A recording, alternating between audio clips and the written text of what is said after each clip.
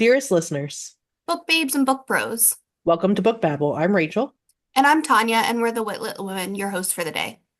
and today we have Kelly with us. Would you like to go ahead and introduce yourself a little bit for us?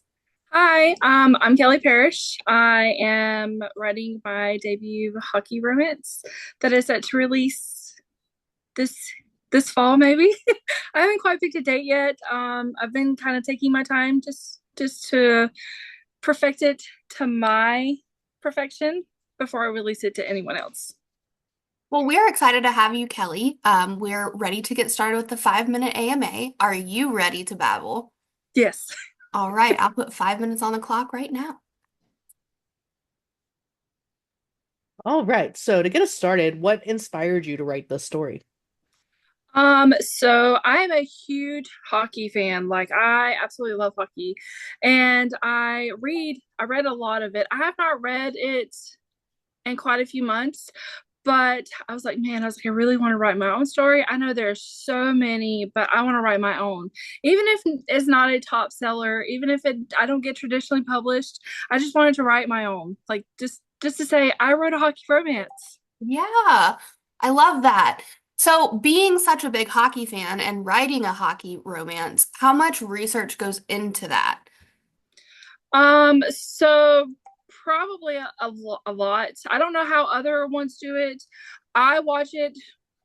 Even though I'm a huge Hurricanes fan, I watch other teams too. And like I watch the plays and I listen to the commentators and I'm just like, oh, I was like, oh, well, I wonder how that would be written into the storyline. Like, how would you make that play out to where the readers envision it? I'm a big visual person, so when I read something, I'm playing it like a movie. So Yes. when I write my plays in my book, I play them out like a movie, like, oh, I watched this happen. I wrote how this happened, and it is just very satisfying to me. It's so exciting. I love hockey romances. So do you edit your own work or do you have an editor? Like, what's the process there? So I don't have a like paid editor. There is a guy that I work with who has like 4 English degrees and he's an X-ray tech. And he's like, "Can I edit your work for free?" And I was like, "Yeah." And then like I've had a few of my alpha readers that have read it. They're like, "Did you edit this?" And I'm like, "No." They're like, "This is perfect." Or almost perfect, where you don't even need any editing. And I'm like, "Okay, thank you." Oh, that's awesome. Shameless plug, got to read some of her work early too, so it was really fun. Um, so which character in your book right now, Kelly, do you personally connect with the most? Mm. Probably Lucy. Lucy is Sadie's younger sister, and she is a hopeless romantic. She wants to find the perfect love, and I found that with my husband. And he's a wonderful husband. He's a wonderful father, and I'm just like, oh, I need to write a character just like this. She is a very curvy girl.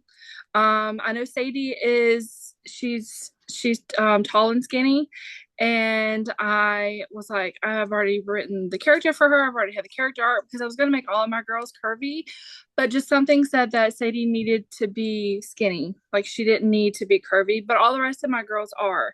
So Lucy is a mixture of me and a mixture of like all the curvy girls that want the hot Russian hockey player to fall at their knees. So me. Yes. Amazing. So what is the best writing advice you've ever received? To just write. It doesn't matter what audience you have. It doesn't matter who's going to read your book. Just write it. Even if you don't publish it, and even if you no one ever reads it, just write it. Just get it out and get it out of your mind. That's great advice because like so many people are too scared to start, and I think that's wonderful. Mhm.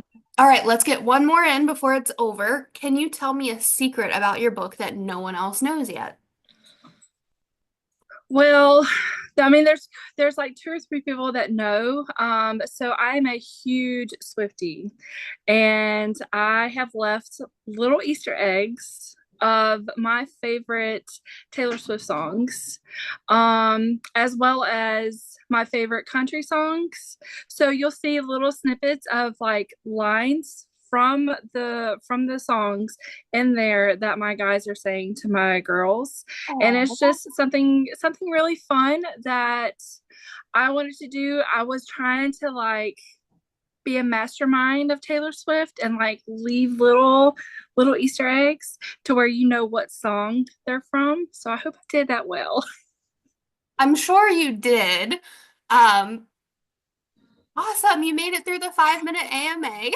So we're going to post the 5 minutes on our social channels, and then the full episode's going to be on YouTube and Spotify. So we'll continue talking.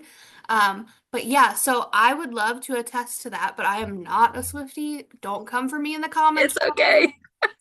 I Um, love T Swift, baby. I did read some of it, but I'm not a Swiftie, so I can't say if you did a great job or not, but I'm sure you did. All right, Kelly. So, do you have anything that you would like to discuss before Rachel and I just hop right in and ask some more questions? Um, I don't think so. Maybe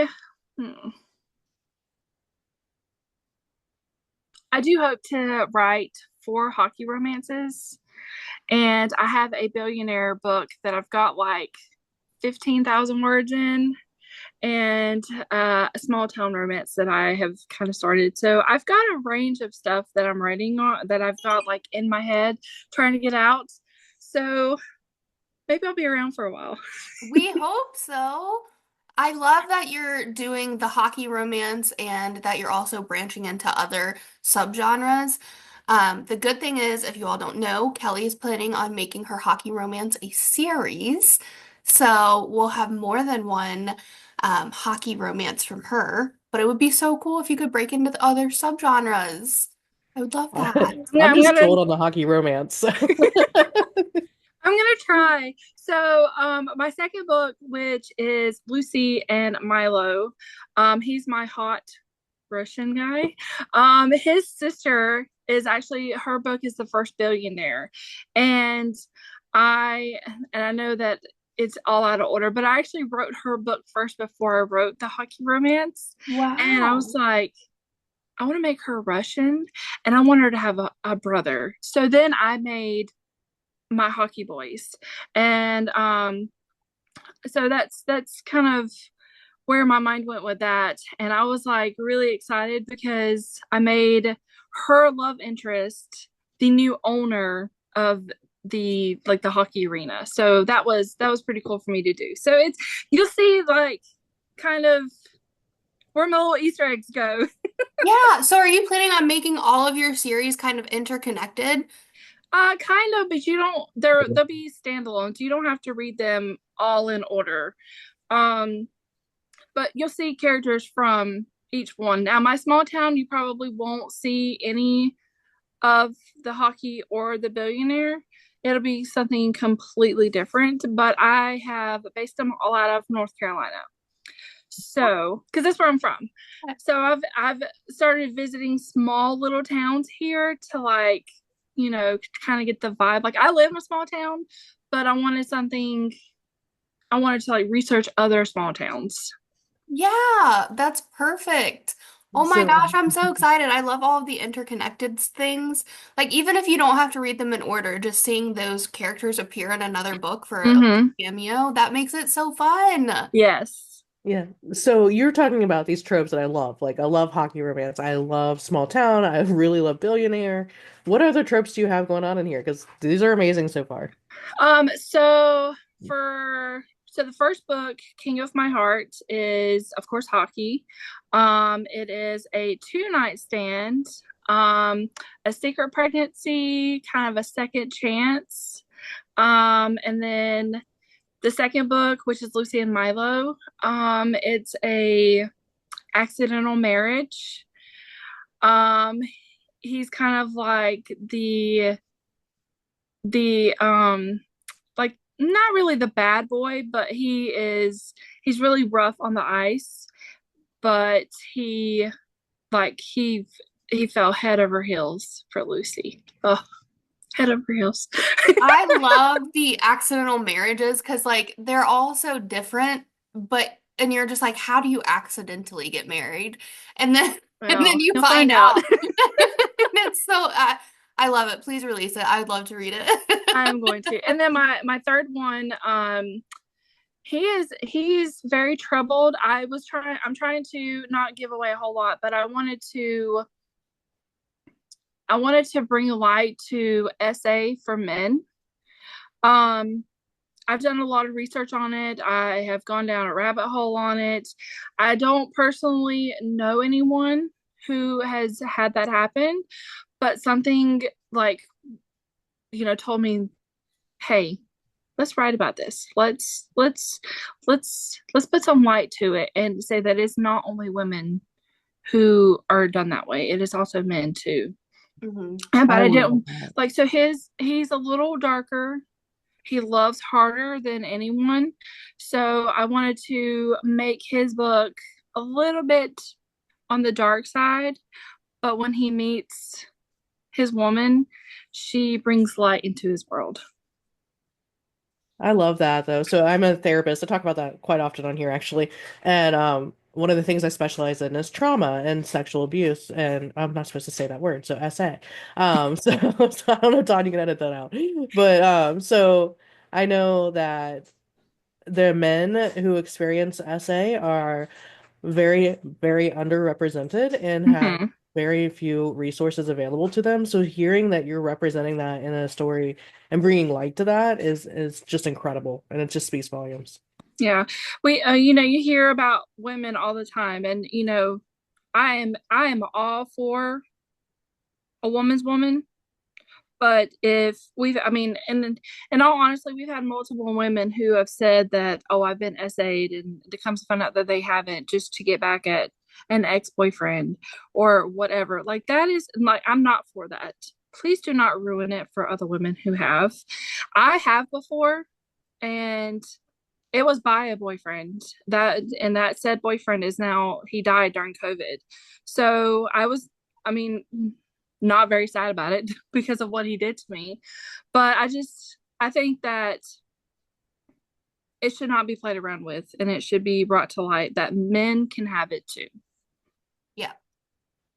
Rachel, you're muted.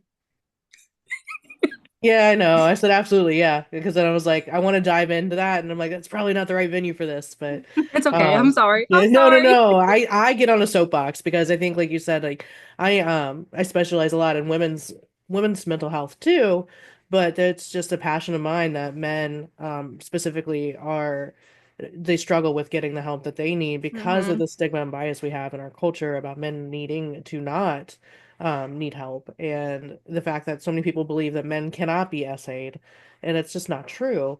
And so there's just like all this stigma and bias against men, and it just causes so much harm long term, Yeah. with their mental wellness and with their just lifestyles. So Mm-hmm. Yeah. I agree. I don't have as much of a degree in it as Rachel, but I do feel the same. Like men's mental health is very important, and I feel like not enough of them come forward about it, and it's because Mm-hmm. society has such, strong opinions on it, which is ridiculous because like if you need help, you need help. Who cares what gender you are?